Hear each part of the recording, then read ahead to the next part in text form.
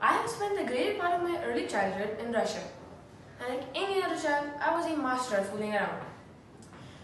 I used to play with sand, I played with hundreds of pebbles. But in the end of the day, when I came home, I was messy. That made my mom upset. So from that point, she would either interrupt me while I'm playing, or she would not let me play at all with the materials that she thought would be messy for me. Russia, like any other country, has safety for children. Like choking hazards for small kids with small objects, or coffee cups containing hot liquid in them. But for me, the interest for objects, however small they would keep fascinating me. So, say a little wooden box, I would just run to it and get it. I would inspect it from all different sides and try to get it open.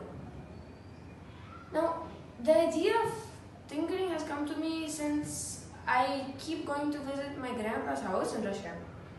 He works in a wood siding company where he gets big logs of wood and cuts them down to small ones.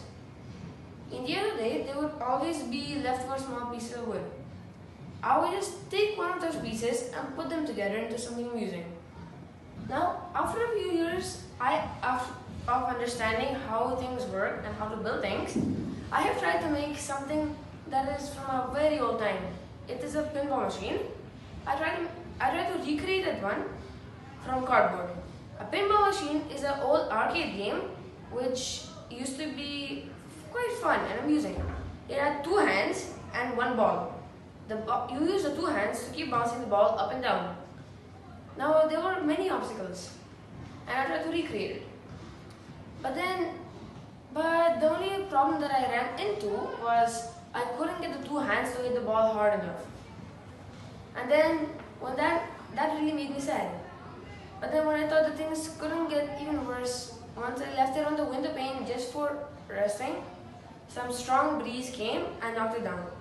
I couldn't rebuild because I ran out of materials.